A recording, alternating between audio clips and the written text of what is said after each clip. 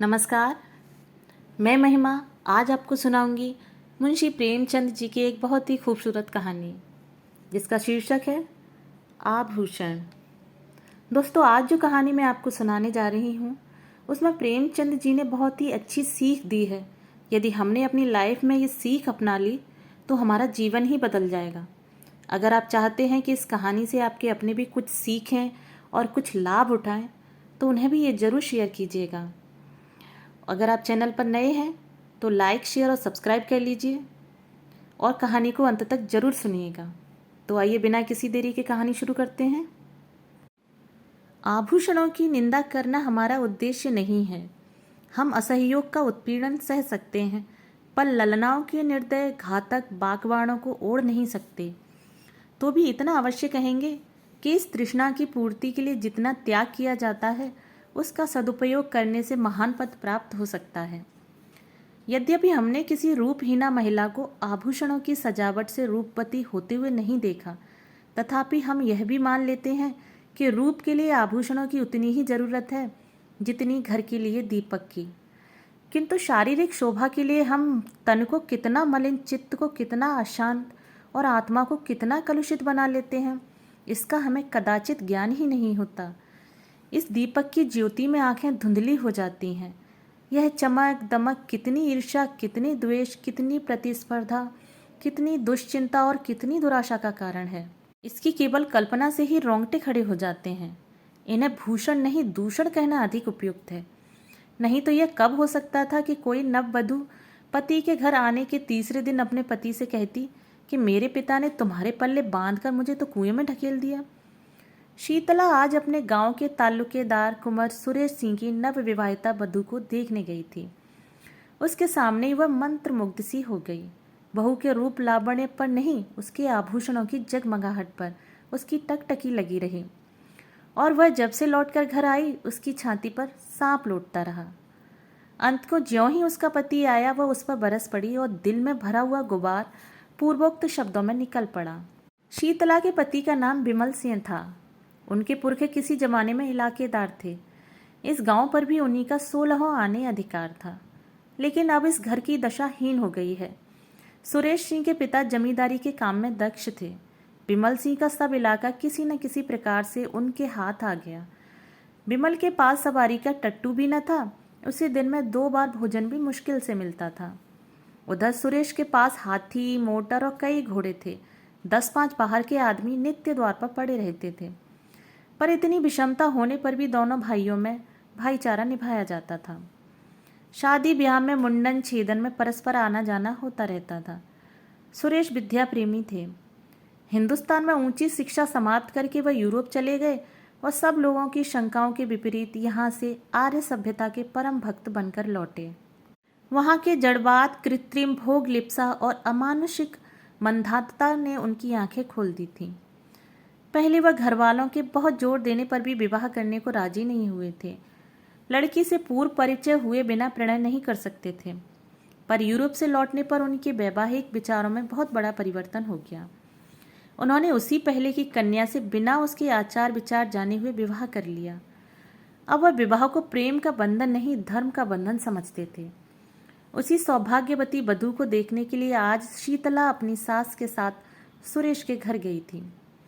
उसी के आभूषणों की छटा देखकर वह मर्माहत सी हो गई। बिमल ने व्यथित होकर कहा, तो माता पिता से कहा होता सुरेश से ब्याह कर देते, वह तुम्हें गहनों से लाद सकते थे। शीतला, तो गाली क्यों देते हो? विमल, गाली नहीं देता, बात कहता हूँ। तुम जैसी सुंदरी को उन्होंने नाहक मेरे साथ ब्याहा। शीतला, लजाते तो हो नहीं, उल्टे और ताने देते हो। विमल, भाग्य मेरे वश में नहीं है। इतना पढ़ा लिखा भी नहीं हूं कि कोई बड़ी नौकरी करके रुपए कमाऊं। शीतला, यह क्यों नहीं कहते कि प्रेम ही नहीं है? प्रेम हो तो कंचन बरसने लगे। विमल, तुम्हें गहनों से बहुत प्रेम है। शीतला, सभी को होता है, मुझे भी है। विमल, अपने को अभागिनी समझती हो? शीतला, हूं ही, समझना कैसा, नहीं तो क्या दूसरे को देख के तरसना पड़ता। विमल, गहने बनवा दूं तो अपने को भाग्यवान समझने लगोगी। शीतला चिढ़कर, तुम तो इस तरह पूछ रहे हो जैसे सुनार के दरवाजे पर बैठे हो। विमल, नहीं सच कहता हूँ, बनवा दूंगा। हाँ, कुछ दिन सब्र करना पड़ेगा। समर्थ पुरुषों को बात लग जाती है तो प्राण ले लेते हैं। सामर्थ्यहीन पुरुष अपनी ही जान पर खेल जाता है।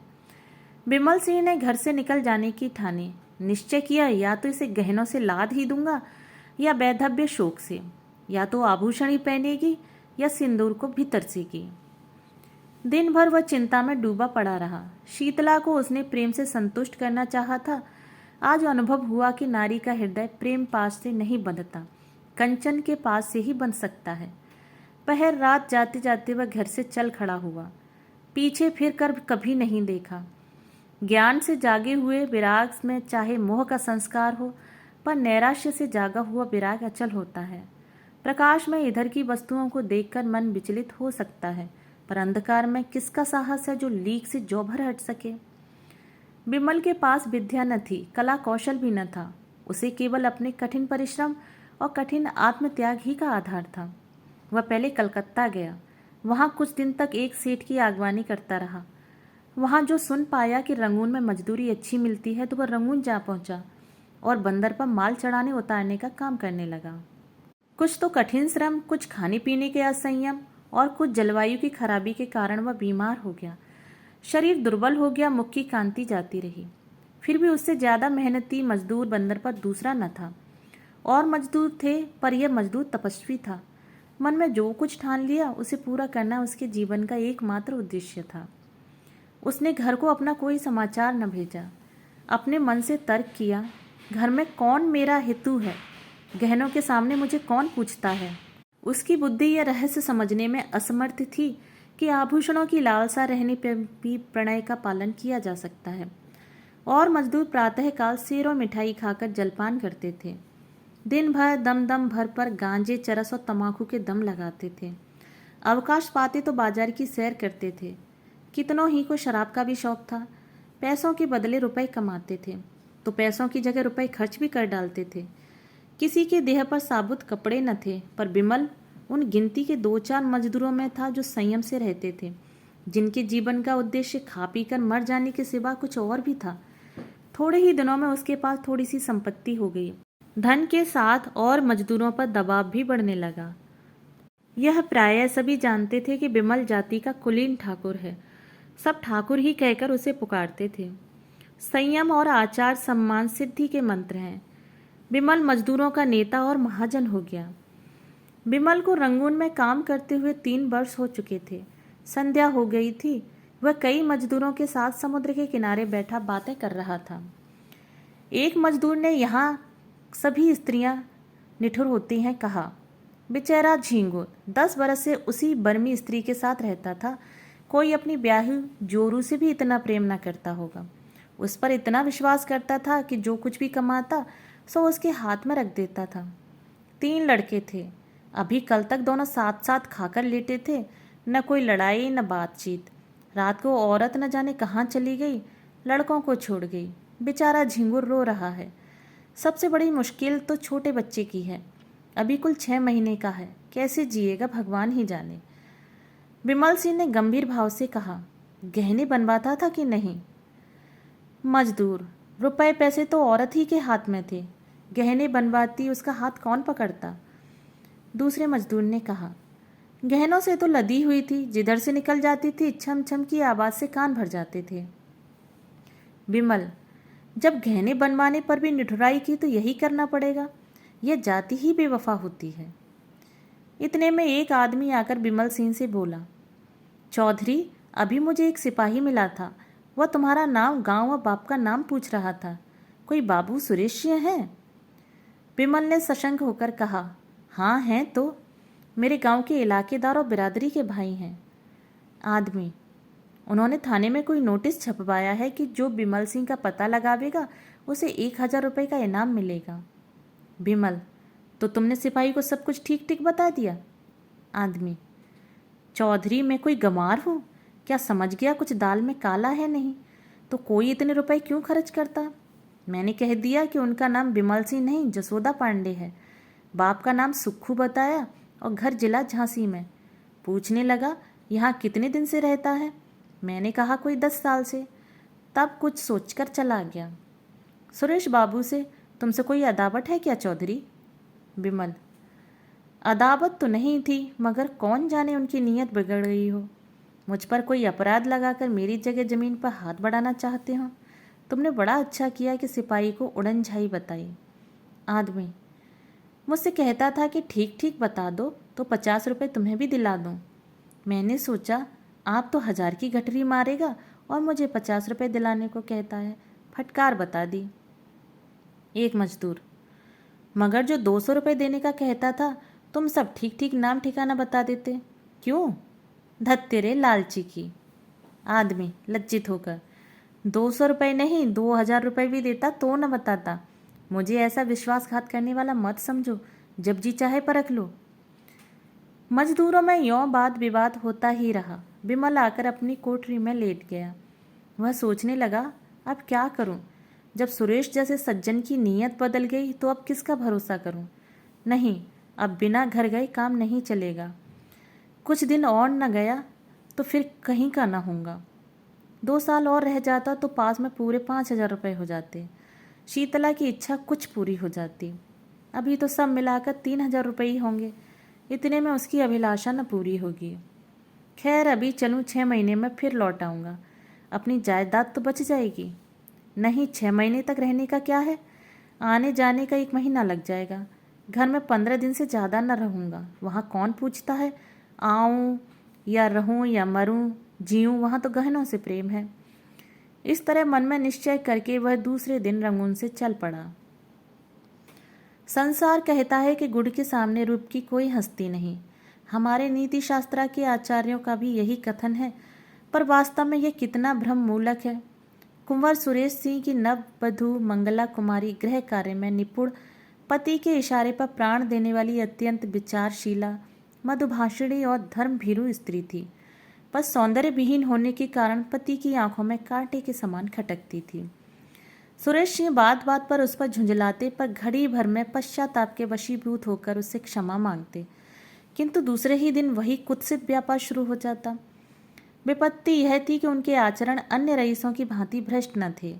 वह दाम्पत्य जीवन में ही आनंद, सुख, शांति, विश्वास, प्रायः सभी ऐहिक और पारमार्थिक उद्देश्य पूरा करना चाहते थे, और दाम्पत्य सुख से वंचित होकर उन्हें अपना समस्त जीवन नीरस, स्वादहीन और कुंठित जान पड़ता था।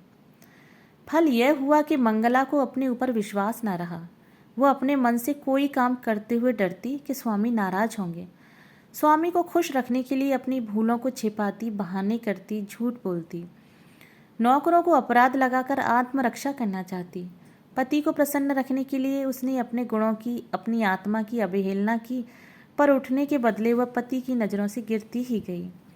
नित्य नए श्रृंगार करती, पर लक्ष्य से दूर होती जाती थी। पति की एक मधुर मुस्कान के लिए, उनके अधरों के एक मीठे शब्द के लिए उसका प्यासा हृदय तड़प तड़प कर रह जाता था। लावण्य विहीन स्त्री वह भिक्षुक नहीं है जो चंगुल भर आटे से संतुष्ट हो जाए। वह भी पति का संपूर्ण अखंड प्रेम चाहती है, और कदाचित इन सुंदरियों से अधिक, क्योंकि वह इसके लिए असाधारण प्रयत्न और अनुष्ठान करती है। मंगला इस प्रयत्न में निष्फल होकर और भी संतप्त होती थी। धीरे धीरे पति पर से उसकी श्रद्धा उठने लगी। उसने तर्क किया कि ऐसे क्रूर हृदय शून्य कल्पनाहीन मनुष्य से मैं भी उसी का सा व्यवहार करूंगी। जो पुरुष रूप का भक्त है वह प्रेम भक्ति के योग्य नहीं। इस प्रत्याघात ने समस्या को और भी जटिल कर दिया। मगर मंगला की केवल अपनी रूपहीनता ही का रोना न था। शीतला का अनुपम रूप लालित्य भी उसकी कामनाओं का बाधक था, बल्कि उसकी आशा लताओं पर पड़ने वाला तुषार था। मंगला सुंदरी न सही, पर पति पर जान देती थी। जो अपने को चाहे उससे हम विमुख नहीं हो सकते। प्रेम की शक्ति अपार है, पर शीतला की मूर्ति सुरेश के हृदय द्वार पर बैठी हुई मंगला को अंदर न जाने देती थी, चाहे वह कितना ही वेश बदल कर आवे। सुरेश इस मूर्ति को हटाने की चेष्टा करते थे, उसे बलात् निकाल देना चाहते थे, किंतु सौंदर्य का आधिपत्य धन के आधिपत्य से कम दुर्निर्वार नहीं होता। जिस दिन शीतला इस घर में मंगला का मुख देखने आई थी, उसी दिन सुरेश की आंखों ने उसकी मनोहर छवि की एक झलक देख ली थी। वह एक झलक मानो एक क्षणिक क्रिया थी जिसने एक ही धागे में समस्त हृदय राज्य को जीत लिया, उस पर अपना आधिपत्य जमा लिया। सुरेश एकांत में बैठे हुए शीतला के चित्र को मंगला से मिलाते, यह निश्चय करने के लिए कि उनमें क्या अंतर है, एक क्यों मन को खींचती है, दूसरी क्यों उसे हटाती है। पर उसके मन का यह खिंचाव केवल एक चित्रकार या कवि का रसास्वादन मात्र था। वह पवित्र और वासनाओं से रहित था। वह मूर्ति केवल उसके मनोरंजन की विषय सामग्री थी। यह अपने मन को बहुत समझाते, संकल्प करते कि अब मंगला को प्रसन्न रखूंगा। यदि वह सुंदर नहीं है तो उसका क्या दोष, पर उनका यह सब प्रयास मंगला के सम्मुख जाते ही विफल हो जाता था।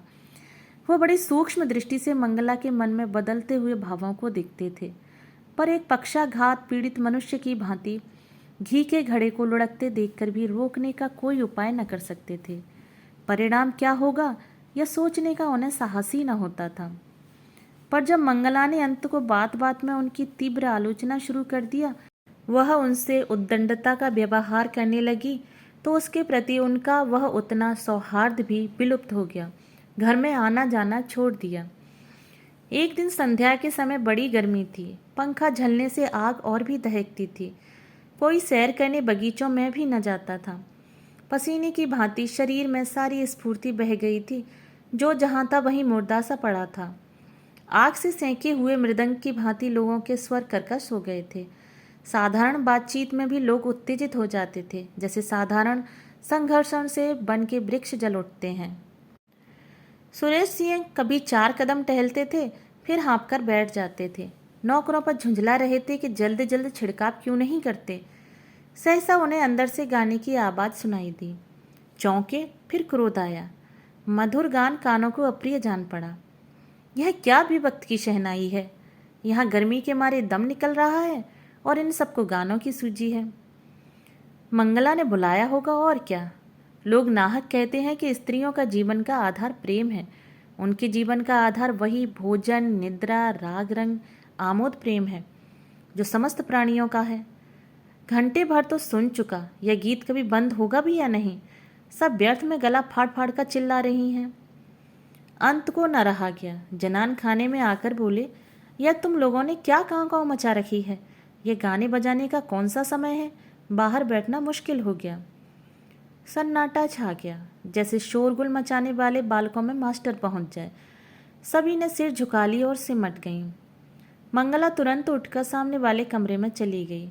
पति को बुलाया और आहिस्ते से बोली, क्यों इतना बिगड़ रहे हो। मैं इस वक्त गाना नहीं सुनना चाहता। तुम्हें सुनाता ही कौन है। क्या मेरे कानों पर भी तुम्हारा अधिकार है। फजूल की बमचक। तुमसे मतलब। मैं अपने घर में इस कोलाहल को न मचने दूंगा। तो मेरा घर कहीं और है। सुरेश सिंह इसका उत्तर न देकर बोले, इन सबसे कह दो कि फिर किसी वक्त आए। मंगला, इसलिए कि तुम्हें इनका आना अच्छा नहीं लगता। हाँ, इसीलिए। तुम क्या सदा वही करते हो जो मुझे अच्छा लगे। तुम्हारे यहाँ मित्र आते हैं, हंसी ठट्टे की आवाज़ अंदर सुनाई देती है। मैं कभी नहीं कहती कि इन लोगों का आना बंद कर दो। तुम मेरे कामों में दस्तंदाजी क्यों करते हो। सुरेश ने तेज होकर कहा, इसलिए कि मैं घर का स्वामी हूँ। मंगला, तुम बाहर के स्वामी हो, यहाँ मेरा अधिकार है। सुरेश, क्यों व्यर्थ की बकबक करती हो। मुझे चिढ़ाने से क्या मिलेगा। मंगला जरा देर चुपचाप खड़ी रही। वह पति के मनोगत भावों की मीमांसा कर रही थी। फिर बोली, अच्छी बात है। जब इस घर में मेरा कोई अधिकार नहीं तो न रहूंगी। अब तक भ्रम में थी, आज तुमने वह भ्रम मिटा दिया। मेरा इस घर पर अधिकार कभी नहीं था। जिस स्त्री का पति के हृदय पर अधिकार नहीं, उसका उसकी संपत्ति पर भी कोई अधिकार नहीं हो सकता। सुरेश ने लज्जित होकर कहा, बात का बतंगड़ क्यों बनाती हो। मेरा यह मतलब न था। कुछ का कुछ समझ गई। मंगला, मन की बात आदमी के मुंह से अनायास ही निकल जाती है। सावधान होकर हम अपने भावों को छिपा लेते हैं।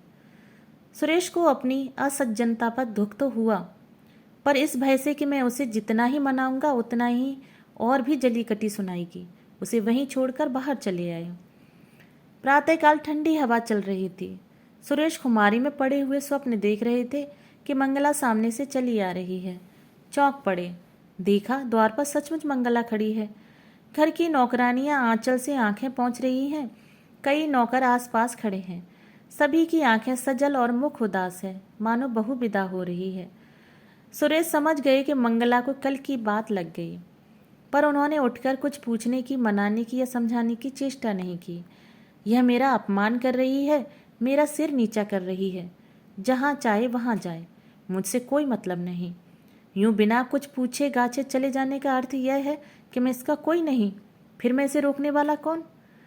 वह यूं ही जड़बत पड़े रहे और मंगला चली गई। उनकी तरफ मुंह उठाकर भी न ताका। मंगला पांव पैदल चली जा रही थी। एक बड़े ताल्लुकेदार की औरत के लिए यह मामूली बात न थी। हर किसी को हिम्मत न पड़ती थी कि उससे कुछ कहे। पुरुष की उसकी राह छोड़कर किनारे खड़े हो जाते थे। नारियां द्वार पर खड़ी करुण कौतूहल से देखती थीं और आंखों से कहती थीं, हाँ निर्दयी पुरुष, इतना भी न हो सका कि डोला पर तो बैठा देता। इस गांव से निकलकर उस गांव में पहुंची जहां शीतला रहती थी। शीतला सुनते ही उसके द्वार पर आ खड़ी हो गई और मंगला से बोली, बहन जरा आकर दम ले लो। मंगला ने अंदर जाकर देखा तो मकान जगह जगह से गिरा हुआ था। दालान में एक वृद्धा खाट पर पड़ी थी। चारों ओर दरिद्रता के चिन्ह दिखाई देते थे।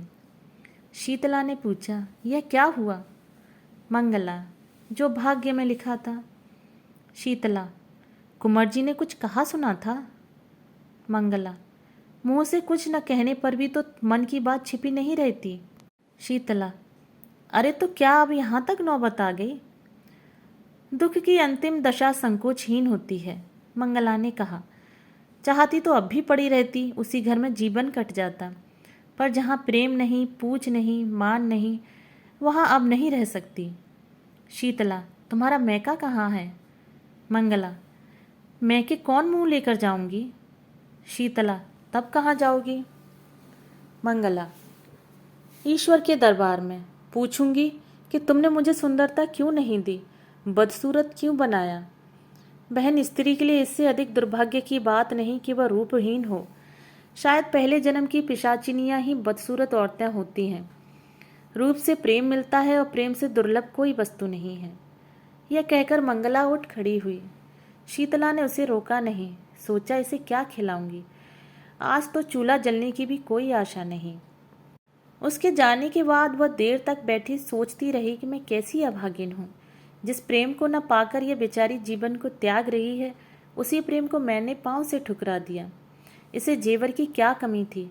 क्या ये सारे जड़ाऊ जेवर इसे सुखी रख सके? इसने उन्हें पांव से ठुकरा दिया। उन्हीं आभूषणों के लिए मैंने अपना सर्वस्व खो दिया। हाँ, न जाने वह विमल सिंह कहाँ है, किस दशा में है। अपनी लालसा को, तृष्णा को वह कितनी ही बार धिक्कार चुकी थी। मंगला की दशा देखकर आज उसे आभूषणों से घृणा हो गई। विमल को घर छोड़े 2 साल हो गए थे। शीतला को अब उनके बारे में भांति भांति की शंकाएं होने लगी थी। आठों पहर उसके चित्त में गिलानी और क्षोभ की आग सुलगा करती थी। देहात के छोटे मोटे जमींदारों का काम डांट डपट, छीन झपट्टी से चला करता है। विमल की खेती बेगार में होती थी। उसके जाने के बाद सारे खेत पड़ती रह गए। कोई जोतने वाला न मिला। इस ख्याल से साजे पर भी किसी ने न जोता कि बीच में कहीं विमल सिंह आ गए तो साझेदार को अंगूठा दिखा देंगे। आसामियों ने लगान न दिया। शीतला ने महाजन से रुपए उधार लेकर काम चलाया। दूसरे वर्ष भी यही कैफियत रही। अब की महाजन ने रुपए नहीं दिए। शीतला के गहनों के सिर लगे। दूसरा साल समाप्त होते होते घर की सब लेई पूंजी निकल गई। फाके होने लगे। बूढ़ी सास, छोटा देवर, ननद और आप, 4 प्राणियों का खर्च था। नाथ हित भी आते ही रहते थे। उस पर यह और मुसीबत हुई कि मैके में एक फौजदारी हो गई। पिता और बड़े भाई उसमें फंस गए। 2 छोटे भाई, एक बहन और माता, 4 प्राणी और सिर पर आ डटे। गाड़ी पहले से ही मुश्किल से चलती थी, अब जमीन में धंस गई। प्रातःकाल से कलह आरंभ हो जाता। समधिन से साले बहनों से गुथ जाते। कभी तो अन्न के अभाव से भोजन ही न बनता, कभी भोजन बनने पर भी गाली गलौज के कारण खाने की नौबत ही न आती। लड़के दूसरों के खेतों में जाकर गन्ने और मटर खाते। बुढ़िया दूसरों के घर जाकर अपना दुखड़ा रोती और ठाकड़ सुहाती करती। पुरुष की अनुपस्थिति में स्त्री के मैके वालों का प्राध्यान हो जाता है। इस संग्राम में प्रायः विजय पताका मैके वालों के ही हाथ में रहती है। किसी भांति घर अनाज आ जाता तो उसे पीसेगा कौन। शीतला की माँ कहती, 4 दिन के लिए आई हूँ तो क्या चक्की चलाऊं।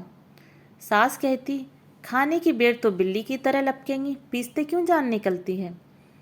विवश होकर शीतला को अकेले पीसना पड़ता। भोजन के समय वह महाभारत मचता के पड़ोस वाले तंग आ जाते। शीतला कभी माँ के पैरों पड़ती, कभी सास के चरण पकड़ती, लेकिन दोनों ही उसे झड़क देती। माँ कहती, तूने यहाँ बुलाकर हमारा पानी उतार लिया। सास कहती, मेरी छाती पर सौत लाकर बैठा दी, अब बातें बनाती है। इस घोर विवाद में शीतला अपना विरह शोक भूल गई। सारी अमंगल शंकाएं इस विरोधाग्नि में शांत हो गईं। बस अब यही चिंता थी कि इस दशा से छुटकारा कैसे हो। माँ और सास दोनों ही का यमराज के सिवा और कोई ठिकाना न था। पर यमराज उनका स्वागत करने के लिए बहुत उत्सुक नहीं जान पड़ते थे।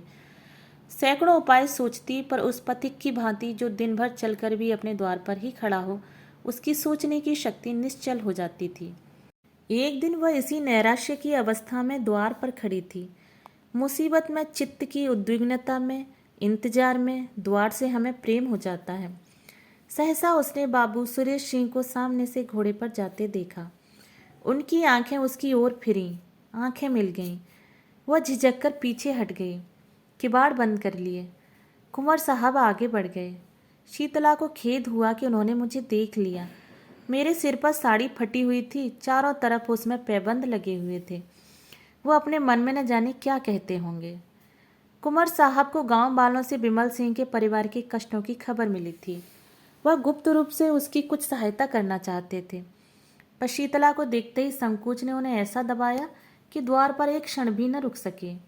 मंगला के गृह त्याग के 3 महीने आज हो चुके थे। वह पहली बार घर से निकले थे। मारे शर्म के बाहर बैठना छोड़ दिया था। इसमें संदेह नहीं कि कुंवर साहब मन में शीतला के रूप रस का आस्वादन करते थे। मंगला के जाने के बाद उनके हृदय में एक विचित्र दुष्कामना जाग उठी। क्या किसी उपाय से यह सुंदरी मेरी नहीं हो सकती? विमल का मुद्दत से पता नहीं। बहुत संभव है कि वह अब इस संसार में न हो, किंतु वह इस दुष्कल्पना को विचार से दबाते रहते थे। शीतला की विपत्ति की कथा सुनकर भी उसकी सहायता करते हुए डरते थे। क्या जाने वासना यह वेश धरकर मेरे विचार और विवेक पर कुठाराघात करना चाहती हो। अंत को लालसा की कपट लीला उन्हें भुलावा दे ही गई। वह शीतला के घर उसका हालचाल पूछने गए। मन में तर्क किया, यह कितना घोर अन्याय है कि एक अबला ऐसे संकट में हो और मैं उसकी बात भी न पूछूं। पर वहां से लौटे तो बुद्धि और विवेक की रश्मियां टूट गईं और नौका मोह वासना के अपार सागर में डुबकियां खा रही थी। आह, यह मनोरम छवि, यह अनुपम सौंदर्य! एक क्षण में उन्मत्तों की भांति बकने लगे। यह प्राण, यह शरीर तेरी भेंट करता हूँ। संसार हंसेगा, हंसे। महापाप है, हो, कोई चिंता नहीं। इस स्वर्गीय आनंद से मैं अपने को वंचित नहीं कर सकता। वह मुझसे भाग नहीं सकती। इस हृदय को छाती से निकालकर उसके पैरों पर रख दूंगा। विमल मर गया, नहीं मरा तो अब मरेगा। पाप क्या है पता नहीं। कमल कितना कोमल, कितना प्रफुल्ल, कितना ललित है। क्या उसके अधरों? अकस्मात वह ठिठक गए, जैसे कोई भूली हुई बात याद आ जाए। मनुष्य में बुद्धि के अंतर्गत एक अज्ञात बुद्धि होती है। जैसे रण क्षेत्र में हिम्मत हार का भोगने वाले सैनिकों को किसी गुप्त स्थान से आने वाली कुमुक संभाल लेती है, वैसे ही यह अज्ञात बुद्धि ने सुरेश को सचेत कर दिया। वह संभल गए। ग्लानि से उनकी आंखें भर आईं। वह कई मिनट तक किसी दंडित कैदी की भांति क्षुब्ध खड़े सोचते रहे, फिर विजय ध्वनि से कह उठे, कितना सरल है। इस विकार के हाथी को सिंह से नहीं, चींटी से मारूंगा। शीतला को एक बार बहन कह देने से भी यह सब विकार शांत हो जाएगा। शीतला बहन, मैं तेरा भाई हूँ। उसी क्षण उन्होंने शीतला को पत्र लिखा। बहन, तुमने इतने कष्ट झेले पर मुझे खबर तक न दी। मैं कोई गैर न था, मुझे इसका दुख है। खैर, अब ईश्वर ने चाहा तो तुम्हें कष्ट न होगा। इस पत्र के साथ उन्होंने अनाज और रुपए भेजे। शीतला ने उत्तर दिया, भैया क्षमा करो, जब तक जीऊंगी तुम्हारा यश गाऊंगी। तुमने मेरी डूबती नैया पार लगा दी। कई महीने बीत गए। संध्या का समय था। शीतला अपनी मैना को चारा चुगा रही थी। उसे सुरेश नेपाल से उसी के वास्ते लाए थे। इतने में सुरेश आकर आंगन में बैठ गए। शीतला ने पूछा, कहाँ से आते हो भैया? सुरेश, गया था जरा थाने, कुछ पता नहीं चला।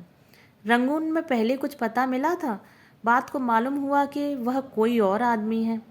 क्या करूं, इनाम और बढ़ा दूं? शीतला, तुम्हारे पास रुपए बड़े हैं, फूंको। उनकी इच्छा होगी तो आप ही आवेंगे। सुरेश, एक बात पूछूं, बताओगी? किस बात पर तुम सिर उठे थे? शीतला, कुछ नहीं, मैंने यही कहा कि मुझे गहने बनवा दो। कहने लगे, मेरे पास है क्या? मैंने कहा, तो ब्याह क्यों किया? बस बातों ही बातों में तकरार हो गई। इतने में शीतला की सास आ गई। सुरेश ने शीतला की माँ और भाइयों को उनके घर पहुंचा दिया, इसलिए यहाँ अब शांति थी। सास ने बहू की बात सुन ली थी।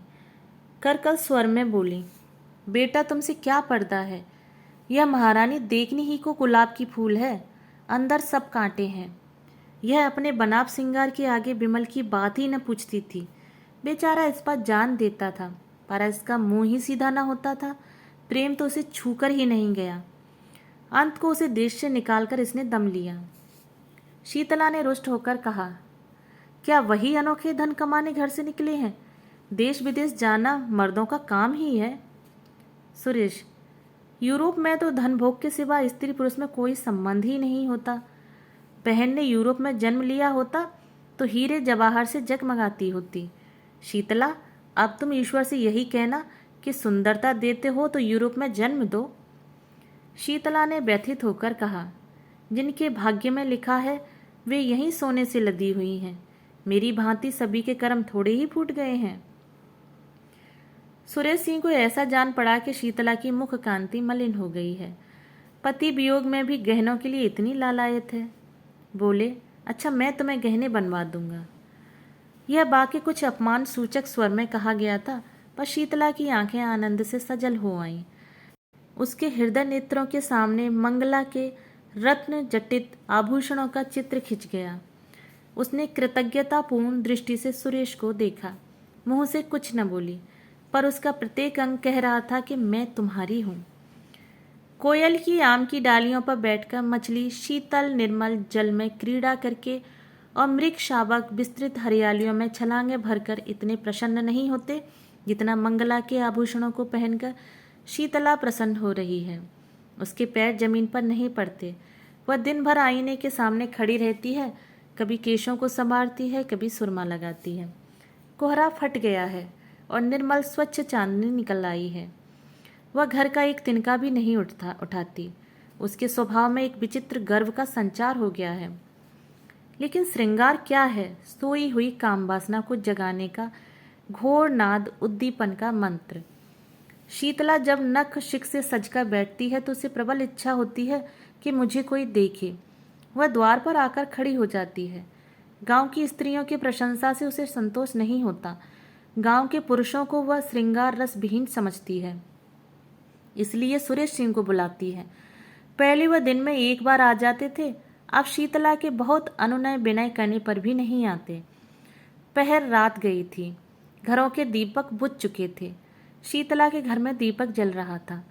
उसने कुंवर साहब के बगीचे से बेले के फूल मंगवाए थे और बैठी हार गूंथ रही थी। अपने लिए नहीं, सुरेश के लिए। प्रेम के सिवा एहसान का बदला देने के लिए उसके पास और था ही क्या। एकाएक कुत्तों की भूंकने की आवाज़ सुनाई दी और दम भर में विमल सिंह ने मकान के अंदर कदम रखा। उनके एक हाथ में संदूक और दूसरे हाथ में एक गठरी। शरीर दुर्बल, कपड़े मैले, दाढ़ी के बाल बड़े हुए, मुख पीला जैसे कोई कैदी जेल से निकलकर आया हो। दीपक का प्रकाश देखकर वह शीतला के कमरे की तरफ चले। मैना पिंजरे में तड़फड़ाने लगी। शीतला ने चौकस सिर उठाया, घबराकर बोली, कौन? फिर पहचान गई। तुरंत फूलों को एक कपड़े से छिपा दिया। उठ खड़ी हुई और सिर झुकाकर पूछा, इतनी जल्दी सुध ले ली? विमल ने कुछ जवाब न दिया। विस्मित होकर कभी शीतला को देखता और कभी घर को, मानो किसी नए संसार में पहुंच गया है। यह वह अधिकिला फूल न था जिसकी पंखुड़ियां अनुकूल जलवायु न पाकर सिमट गई थीं। यह तो पूर्ण विकसित कुसुम था।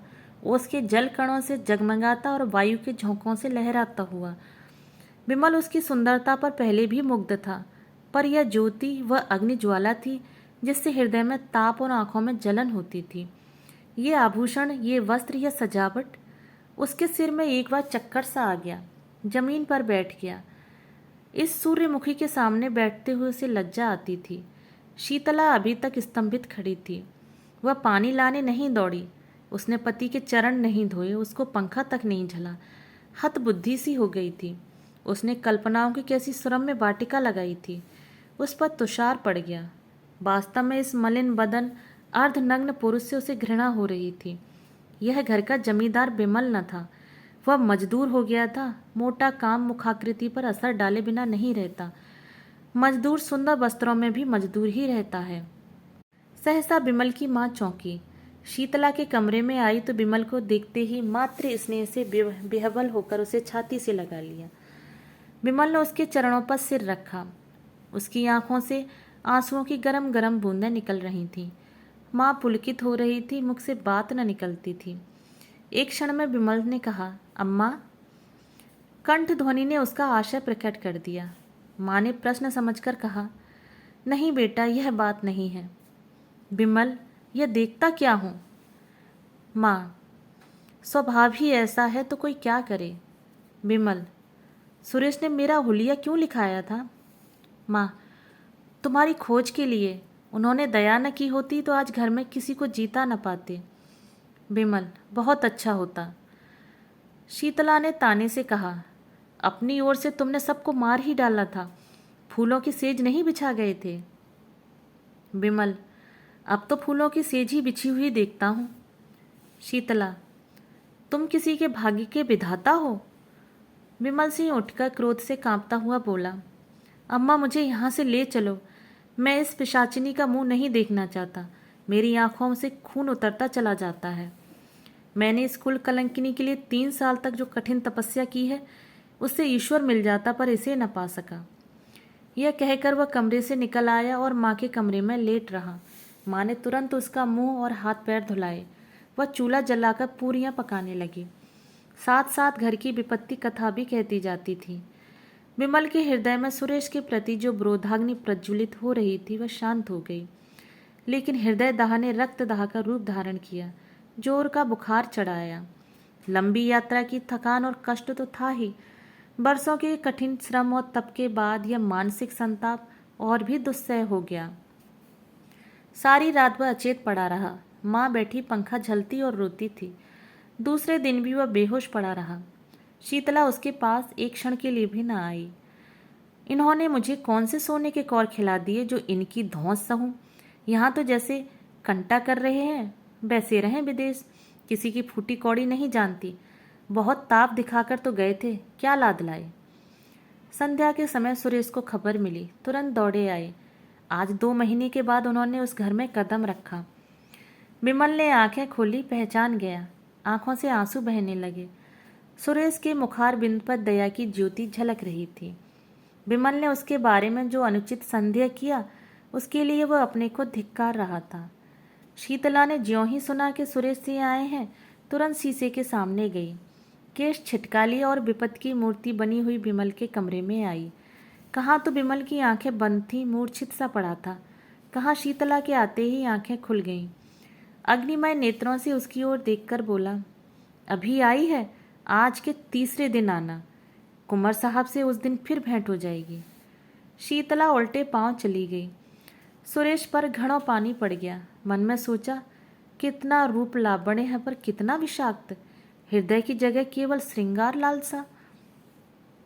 आतंक बढ़ता गया। सुरेश ने डॉक्टर बुलवाए, पर मृत्युदेव ने किसी की न मानी। उनका हृदय पाषाण है, किसी भांति नहीं पसीजता। कोई अपना हृदय निकाल कर रख दे, आंसुओं की नदी बहा दे, पर उन्हें दया नहीं आती।